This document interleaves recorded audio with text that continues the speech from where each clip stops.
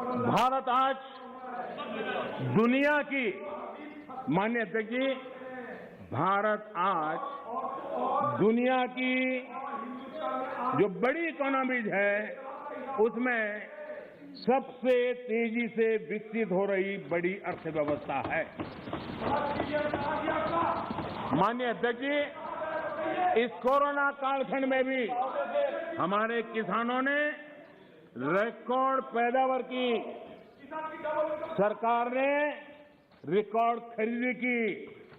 दुनिया के अनेक देशों में जहां खाने का संकट पैदा हुआ, और आपको पता होगा 100 साल पहले जो आपदा आई थी उसके जो रिपोर्ट है उसमें ये बात कही गई है कि बीमारी से मरने वालों की जैसी तादाद है वैसी भूख से मरने वालों की भी बड़ी तादाद है। उस समय के 100 साल पहले की रिपोर्ट में है। इस देश ने किसी को भूख से मरने नहीं दिया।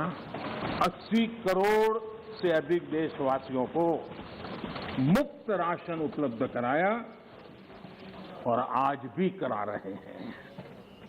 माननीय अध्यक्ष जी, हमारा total export historically highest record पर है और ये कोरोना काल में है। कृषि एक्सपोर्ट ऐतिहासिक रूप से टॉप पर पहुंचा है। सॉफ्टवेयर एक्सपोर्ट नई ऊंचाई तरफ बढ़ रहा है। मोबाइल फोन एक्सपोर्ट अभूतपूर्व वृद्धि हुई है। डिफेंस एक्सपोर्ट कईयों को परेशानी हो रही है। ये आत्मनिर्भर भारत का कमाल है कि आज देश डिफेंस एक्सपोर्ट में भी अपनी पहचान बना रहा है। एफडीआई और एफपीआई, माननीय अध्यक्ष जी,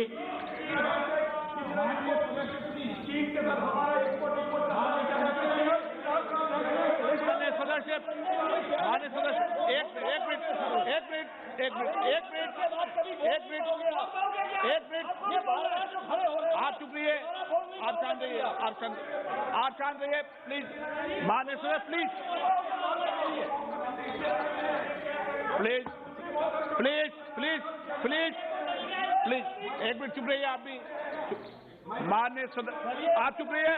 आपको किसने इजाजत दी? बैठिए। माननीय सदस्यगण, मैंने सभी माननीय सदस्यों को पर्याप्त समय पर्याप्त अवसर दिया है, लेकिन माननीय सदस्य आपने जब बोला तो मैंने कहा कि कोई भी इस सदन में नेता बोल रहे हैं कोई टिप्पणी नहीं करेंगे, लेकिन आज आप ये उचित व्यवहार नहीं है। सदन के नेता बोल रहे हैं, सदन की गरिमा को बनाए रखें, ये मेरा आपसे आग्रह है। आपको मैं बोलने का मौका दूंगा।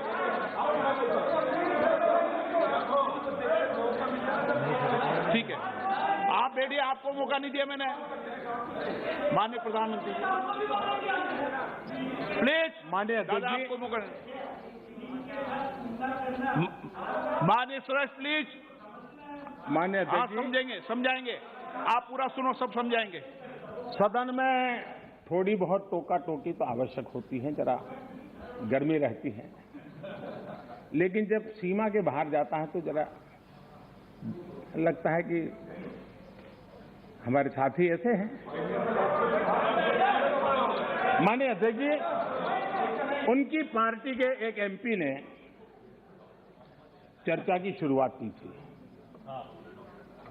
और यहां से कुछ छोटा मोटा नोकझोंक चल रहा था और मैं मेरे कमरे से स्क्रीन पे देख रहा था कि हमारे मंत्री प्रहलाद जी पीछे गए, सबको रोका और वहां से चैलेंज आई कि अगर हमें रोकोगे तो तुम्हारे नेता का ये हाल करेंगे। क्या इसी का ये हो रहा है क्या? माननीय अध्यक्ष जी, माननीय अध्यक्ष जी,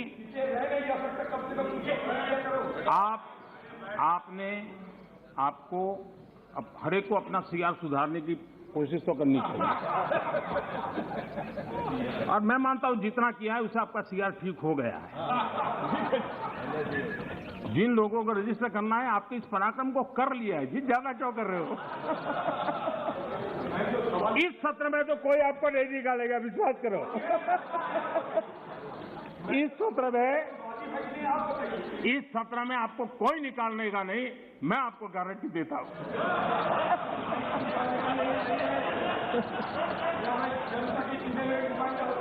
ठीक है, इस जगह से अरे भाई ऐसे ही बच गए हो।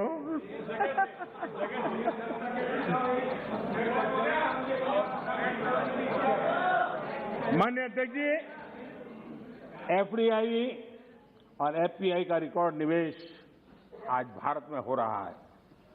रिन्यूएबल एनर्जी के क्षेत्र में आज हिंदुस्तान दुनिया के टॉप 5 कंट्रीज में है। माननीय अध्यक्ष जी, ये सब इसलिए संभव हुआ है कि कोरोना काल में इतना बड़ा संकट सामने होने के बावजूद भी अपने कर्तव्य को निभाते हुए इस संकट के काल में देश को बचाना है तो रिफॉर्म जरूरी थी, और हमने वो जो रिफॉर्म किए उसका परिणाम है कि आज हम इस तरीके से स्थिति पर आगे पहुंचे। माननीय अध्यक्ष जी, एमएसएमई सदस्य प्लीज सहित आप बैठिए। और उद्योग को गलत तरीका है आपका। जरूरी सपोर्ट दी, बैठिए, ऐसे नहीं चलेगा। नियमों को, प्रक्रियाओं को सरल किया। आत्मनिर्भर भारत का जो मिशन है उसको हमने चरितार्थ करने के लिए भरपूर कोशिश की। ये सारी उपलब्धियां ऐसे हालत में देश ने हासिल की हैं जब अंतर्राष्ट्रीय स्तर पर आर्थिक जगत में बहुत बड़ी उथल पाथल आज भी चल रही है। सप्लाई चेन पूरी तरह चरमरा गई है। लॉजिस्टिक सपोर्ट में अनेक संकट पैदा हुए हैं। दुनिया में सप्लाई चेन की वजह से केमिकल फर्टिलाइजर पर कितना बड़ा संकट आया है, और भारत आयात करने पर डिपेंडेंट है। कितना बड़ा आर्थिक बोझ देश पर आया है। पूरी विश्व में हालत पैदा हुई है, लेकिन भारत ने किसानों को इस पीड़ा झेलने के लिए मजबूर नहीं किया।